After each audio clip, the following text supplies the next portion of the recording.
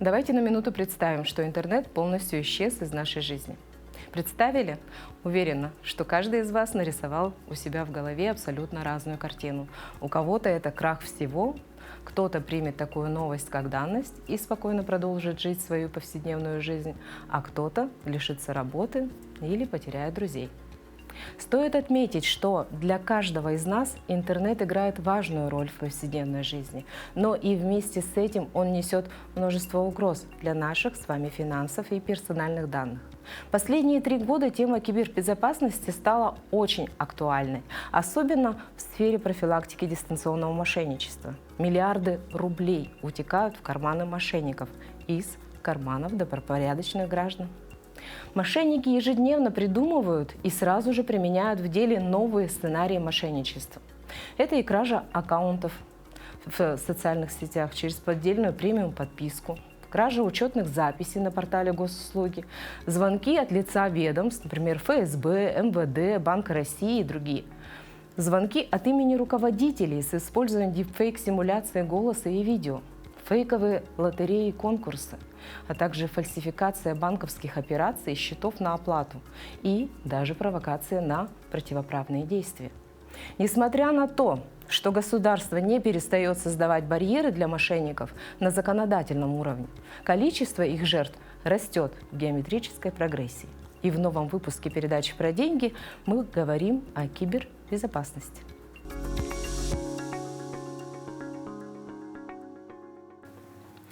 Существует ли волшебная кнопка, которая поможет защитить наш гаджет от мошенников, или способ, который раз и навсегда избавит нас от кибератак? Об этом вы узнаете сегодня, так как в качестве гостя с практичными советами по кибербезопасности у нас в студии Михаил Коваленко, операционный директор компании Аватек. Здравствуйте, Михаил. Добрый день. И тема нашей передачи сегодня — кибербезопасность. Что входит в основное понятие кибербезопасности? Что это значит для рядового гражданина? Вообще, если подойти к определению, то это комплекс мер по обеспечению безопасности информации, систем, связей от вне санкционированного доступа с целью получения данных, либо их кражи, или повреждения в том числе. Если же переводить вот все, что я до этого сказал, на более доступный и понятный язык для рядового гражданина, то это ежедневное обеспечение безопасности в цифровом мире, начиная от онлайн-операций, каких-то там транзакций и заканчивая обычным общением в мессенджерах. То есть если мы уберем понятие кибербезопасности из нашей повседневной жизни, то под угрозу сразу попадают все наши деньги, фото, данные, вплоть до даже репутации. Когда вот бывает взлом аккаунтов в Телеграме, например, бывает, что утекают какие-то данные, в том числе, получается, репутация снижается сразу у человека. Вот. И, в принципе, вот вы уже перечислили основные, киберугрозы. Но что все-таки может обеспечить эту безопасность? Только ли это надежный пароль или двухфакторная защита? Двухфакторная защита — это однозначно один из базовых минимумов, как сейчас говорят молодежи. Но это не единственный способ. Это не панацея, к сожалению. Так как существует множество различных атак. Это и фишинговые письма, и DDoS-атаки, и DDoS-атаки, и вирусные файлы различные, а также программы-вымогатели. И, конечно же, двухфакторная аутентификация не позволяет гарантировать стопроцентную защиту. Конечно же, рекомендуется базово это обновлять программное обеспечение обязательно у программ, а также операционную систему. То есть операционная система — это у нас Windows, Astra Linux, macOS, в зависимости от того, какой модели у нас устройство. А вот под программным обеспечением подразумевается обновление программ. То есть, условно, приложение, какое-нибудь приложение Max, например, рекомендует обновиться, и мы, естественно, обновляемся для того, чтобы повысить его безопасность. Так как в каждом обновлении у нас повышается его безопасность, чаще всего это предусматривается разработчиками.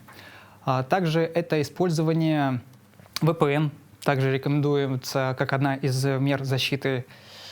И в целом не нажимать на какие-то посторонние странные ссылки, обязательно их проверять. И важно не распространять данные о себе просто в интернете базово.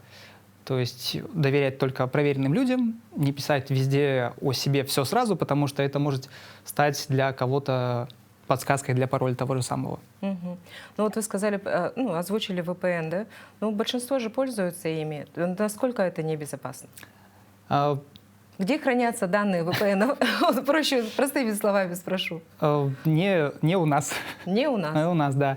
Но, однако, это все равно является одним из методов защиты, тем не менее. Как бы сейчас, да, я понимаю, что у нас есть там одна сторона, но есть и другая.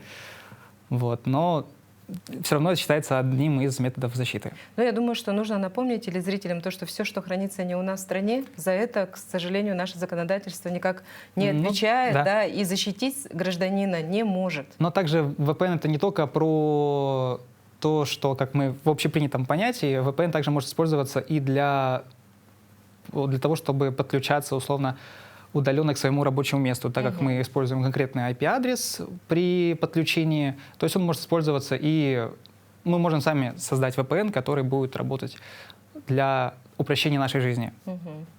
Вот. В фильмах показывают хакеров в области подростков, студентов. Да? Вот. Случалось ли вам вообще в своей жизни, вот вы связаны с IT-технологиями, да, и настоящего хакера? Вот вы видели своими глазами?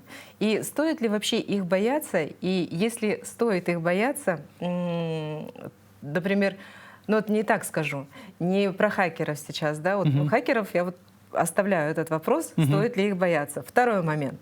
Стоит ли бояться, например, тетю Люду, которая работает бухгалтером и которая скачивает все подряд на свой компьютер, все письма, которые приходят на электронную почту, она открывает, вообще абсолютно без угрызения совести, без каких-либо опасений. Вот кого больше нужно бояться, в принципе? Хороший вопрос.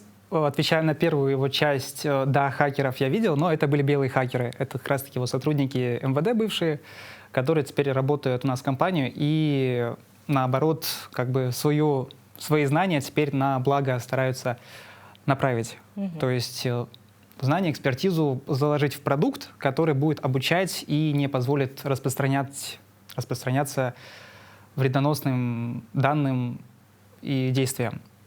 Если же говорить про хакеров, стоит ли их бояться, это могут быть абсолютно вообще разные люди, разных возрастов, полов и так далее. То есть мы можем представлять какой-то образ хакера, но это может быть абсолютно и другой человек. То есть это не шаблонная внешность, это не парень в очках или там девочка какая-то определенная. Это кто угодно может быть. И можно, конечно, бояться можно и хакера, но это как будто бы немножко не по части обычных граждан, потому что с хакерами, как бы ты ни боролся, как обычный человек, который не особо имеет образование, необходимых компетенций, не получится. Поэтому для этого есть правоохранительные органы, специальные отделы, которые занимаются как раз-таки киберпреступлениями. А бояться больше стоит как раз-таки такого бухгалтера, который на все подряд нажимает и скачивает, потому что это не только опасность для самого человека, потому что он может подвергать свое устройство очень высокому риску, но и если, например, вот эта тетя Люба, так называемая, работает в какой-то компании, то она может скачать файл, который повредит не только ее устройство, но и всю систему и может стать причиной убытков для этой организации. Мы, кстати, вот как раз-таки занимаемся, вот как IT-компания, разработкой такого программного обеспечения, которое тренирует, обучает сотрудников для того, чтобы не было вот таких ситуаций, чтобы они на все подряд нажимали, и стараемся не дать организации понести убытки по части киберпреступлений. Ну, я, конечно, образ тети Любы привела, да, это только образно, не в обиду никаким бухгалтерам. И с этим может столкнуться любой человек, там, независимо от должности и так далее. Но вот будьте внимательны, слушайте специалистов и экспертов в этой области. А по вашему мнению, насколько необходимо быть оцифрованным человеком? Кому это удобно и надо ли проходить какие-то курсы, чтобы повысить свою цифровую грамотность? Насколько быть оцифрованным? На самом деле это дело даже, наверное, удобства, потому что сейчас очень активно внедряются технологии, которые не то чтобы заставляют, но тебе становится проще с ними взаимодействовать, если ты хотя бы как-то частично оцифрован. Та же самая, например, оплата, как мы сейчас видим в магазинах, периодически вообще можно встретить, человек оплачивает улыбкой. То есть это все равно какой-то элемент оцифровки человека идет. И тут уже дело вкуса, наверное. Если ему привычнее оставаться консервативным в каких-то взглядах, то он может продолжать оставаться, это не запрещено. Но если человек предпочитает удобство, но тут вот есть небольшое вот чувство риска, то, что вот меня цифруют, а потом где эти данные будут. Ну вот этот еще момент многим непонятен, но на самом деле как бы данные, они все хранятся надежно, защищаются, и все равно не забываем про то, что существует двухфакторная аутентификация. То есть да, там биометрию мы свою сдали, но все равно еще остается какой-то дополнительный у нас кнопка для того, чтобы отменить данные операции. Поэтому в банках, ну не то что в банках, поэтому мошенники зачастую стараются там сначала пройти первый барьер какой-то защиты, а потом все равно они ждут этот код подтверждения очень сильно от жертв. Потому что банки все равно, они, когда ты проводишь какую-то транзакцию, они все равно просят подтвердить. То есть или приходит какое-то, наоборот, сообщение там, в пуш, это может быть пуш, да, это может быть просто смс-ка от банка, что вот была проведена операция, согласны ли вы с ней, не согласны и так далее. Сегодня я вообще столкнулась с тем, что мне просто в приложении Сбера было отказано в переводе. Вот это супер, просто я считаю, что это просто вот мы как раз вышли на тот уровень безопасности, мне кажется, который просто мне прям там написали, что, возможно, это вы переводите деньги мошеннику, поэтому, пожалуйста, ничего не делайте, ничего не трогайте, никуда не нажимайте. Такое получается и с физическими картами, когда оплачиваешь покупки свыше 3000 рублей, приходит, точнее, появляется необходимость ввода кода, то есть до 3000 спокойно можно оплатить любую покупку по карте. А касательно переводов, да, это на самом деле и у физических лиц, и у юридических лиц. У нас бывали такие ситуации, то, что мы оплачиваем, там, проводим обычную оплату физическому лицу, и появляется уведомление, операция отклоняется, о том, что подозрительная операция, вы оплачиваете какому-то подозрительному человеку, хотя вот буквально он с нами работает, мы понимаем, кто это, вот, но банк перестраховывается лишний раз и старается блокировать такие операции, чтобы лишний раз избежать дальнейших каких-то судебных разбирательств. Может ли человек повысить свою цифровую грамотность, например, в приложении того же банка, в котором обслуживает? Сейчас можно часто встретить различные, как минимум новостные, в различных банках там разные, конечно, интерфейсы, различный внешний вид. И где-то это есть, где-то прям уведомляют, точнее, там есть различные кружочки, можно полистать, понажимать и в историях условно посмотреть. То есть там не называйте, не говорите никому, даже сотрудник банка не будет у вас спрашивать. То есть даже банки стараются просвещать своих пользователей о том, что необходимо делать, что точно нельзя делать. Так что да, отвечая на ваш вопрос, можно в приложениях банка это теперь делать. И давайте дадим несколько простых решений для наших телезрителей, например, по созданию учетных записей и паролей к ним. Что нужно делать, а что делать категорически нельзя? Наверное, самое простое и банальное, что можно посоветовать, это, конечно же, простые пароли. Но вряд ли сейчас кто-то использует пароли 1, 2, 3, 4, 5, 6 и так далее. Даже когда в приложении банка пытаешься установить код для карты, у меня был такой опыт, я решил поменять и проверить.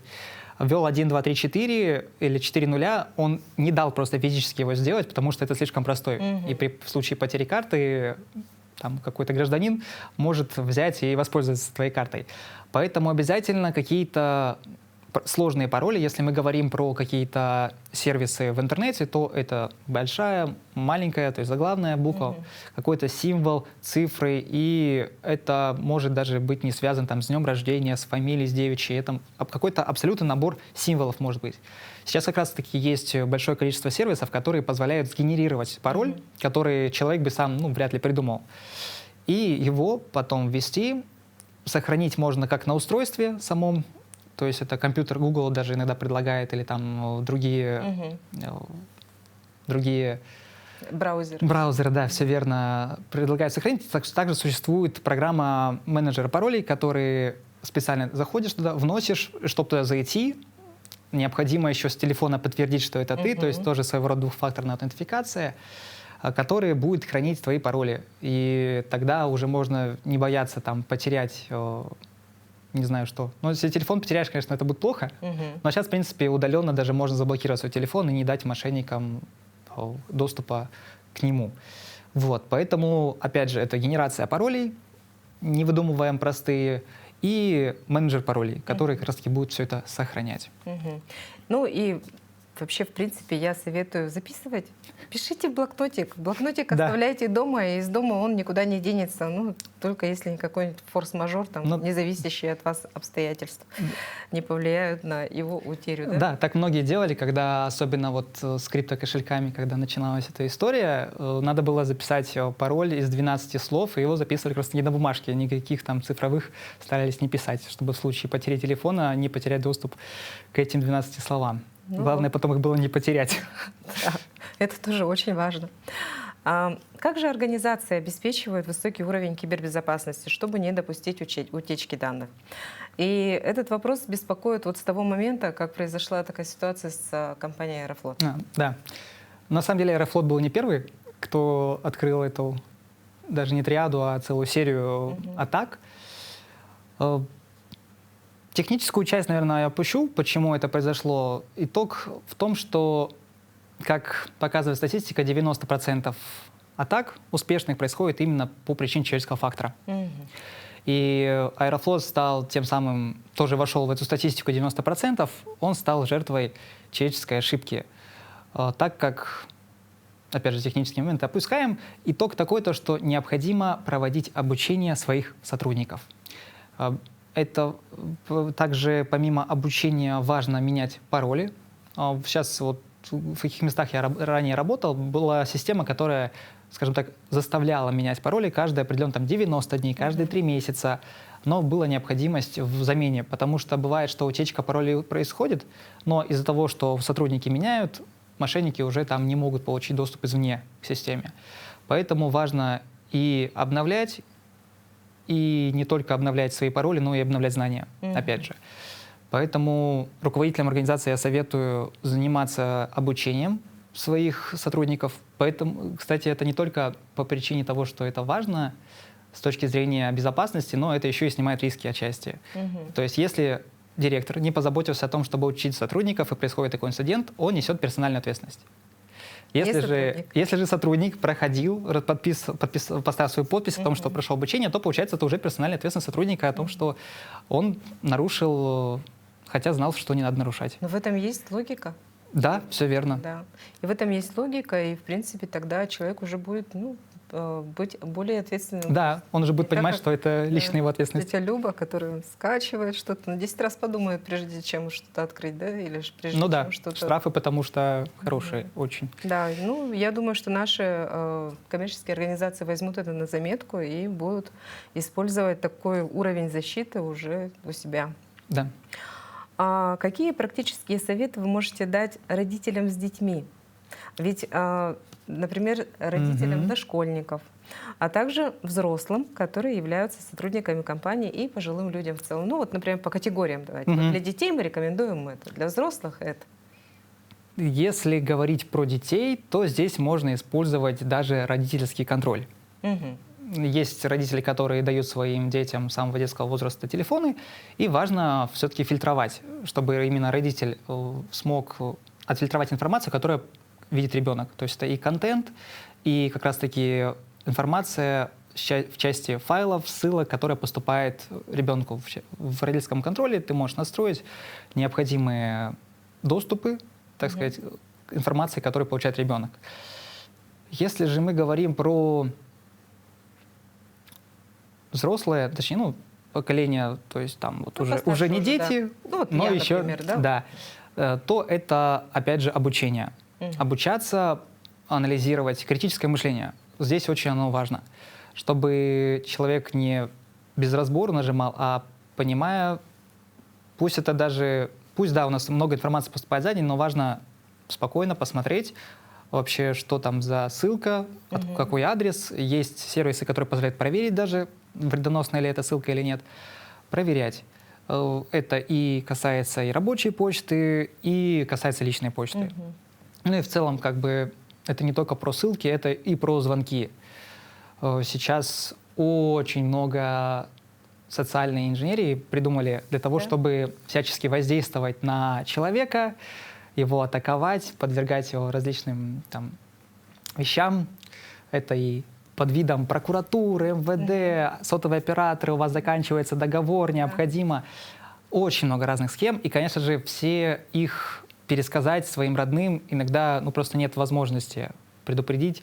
Поэтому, наверное, один из таких советов для всех возрастов — это такое немножко с подозрением относиться ко всей информации, особенно с подозрительных, не сохраненных номеров телефонов. Потому что, когда надо, тебе и полиция придет, найдет тебя, позвонит. Банки тоже, они стараются зачастую через уведомление или через СМС уведомить. То есть, и чаще всего это уведомление о задолженности или изменили условия по картам, еще какие-то, а о том, что предложен новый кредит или предложена новая ставка и так далее, это тоже можно увидеть через приложение. Сейчас очень в этом плане удобно. И если говорить из банка, то можно, в принципе, сразу отключиться чаще всего, не слушая дальше. А старшему поколению, наверное, тоже стараться, как и среднему, обучаться. И большая, наверное, просьба к среднему поколению стараться просвещать старшее. Старшее поколение зачастую оказывается более просвещенным во многих вопросах, потому что они читают новости, у них есть на это время. Но почему-то, точнее, не то, что почему-то, они более доверчивые. Это ахиллесова пята такая, которая зачастую и является хорошим методом давления. То, что они в итоге верят человеку по ту сторону телефона и следуют указаниям. Поэтому важно учиться, рассказывать родным, детям в том числе. Дети, в принципе, очень хорошо впитывают, и сейчас такие пошли уже более просвещенные. Да, и поэтому... у детей есть чему поучиться. Да, и сейчас дети начинают уже в дальнейшем обучать среднее поколение и даже старшее. Как и пользоваться технологиями, так и как быть защищенным в интернете и по жизни. Мы все научились пользоваться интернетом, теперь нужно научиться пользоваться им грамотно. То есть...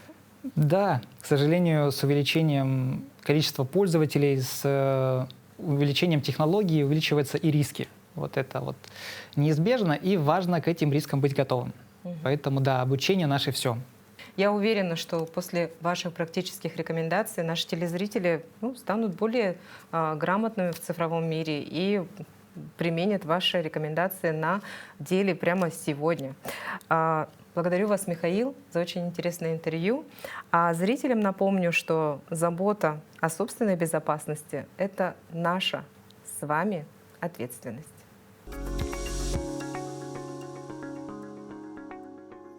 В русской классике нет прямых примеров с финансовыми мошенниками в современном понимании, но есть гениальные иллюстрации универсальных принципов обмана, на которых построены и современные схемы.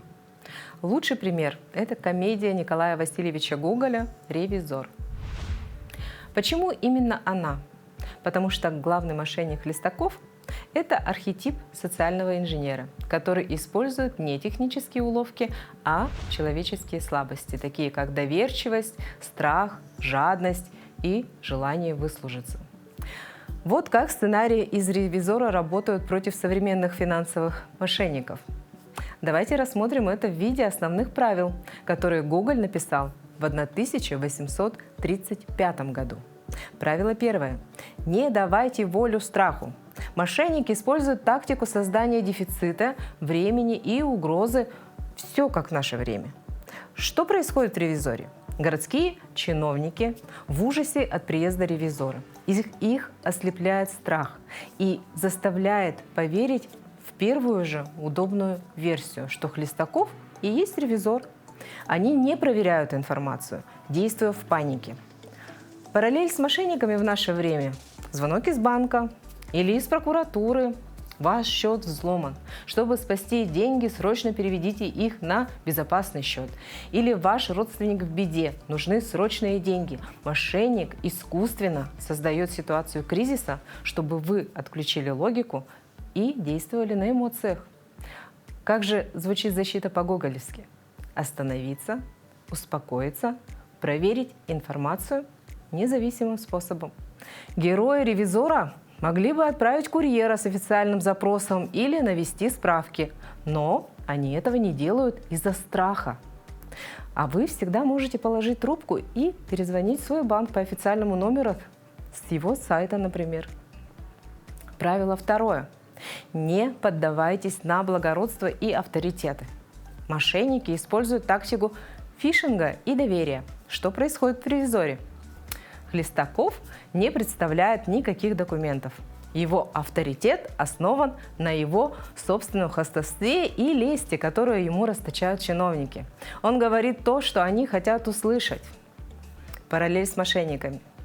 Письмо или СМС от руководства банка с просьбой срочно обновить данные или звонок от сотрудника службы безопасности с внушительным тоном. Мошенник играет на вашем уважении к должностям и государственным институтам. Как же звучит защита по-гоголевски? Никогда не доверяйте тому, кто сам себя представляет. Настоящий сотрудник никогда не будет запрашивать ваши пароли, пин-коды или CVV-коды по телефону или в СМС. Авторитет должен быть подтвержден официально. Третье правило. Жадность слепа. Мошенники вовлекают в схему легких денег. Что происходит в ревизоре? Чиновники дают Хлестакову крупные суммы денег в виде взаймы, надеясь на его покровительство и будущие выгоды. Они верят в его связи и могущество, сулящие им невероятные карьерные перспективы. Параллель с мошенниками в наше время. Классическая. Вы выиграли приз. Инвестируйте в эту супердоходную схему с гарантией 300% годовых. Купите криптовалюту, которая взлетит уже завтра. И это игра на человеческой жадности и желании получить многое, но без усилий. Как же звучит защита по-гоголевски? Помните главный урок. Бесплатный сыр бывает только в мышеловке.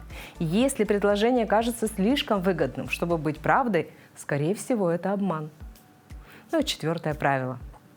Проверяйте информацию из разных источников. Включайте критическое мышление. Что происходит в ревизоре?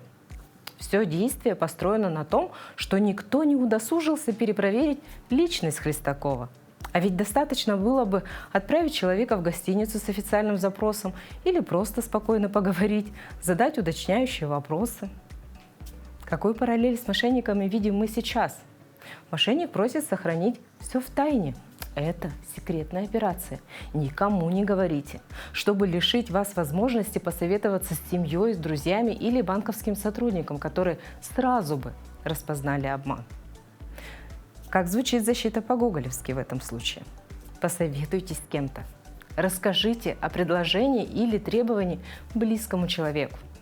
Позвоните в вашу кредитную организацию по номеру с обратной стороны карты или на сайте. Посмотрите этот номер телефона. Какой же итог? Ревизор – это не просто смешная комедия о провинциальных чиновниках. Это фундаментальное исследование природы человеческой доверчивости. Гоголь показал, что лучшая защита от мошенника – это не технический щит, а здравый смысл, скептицизм и неспешная проверка фактов.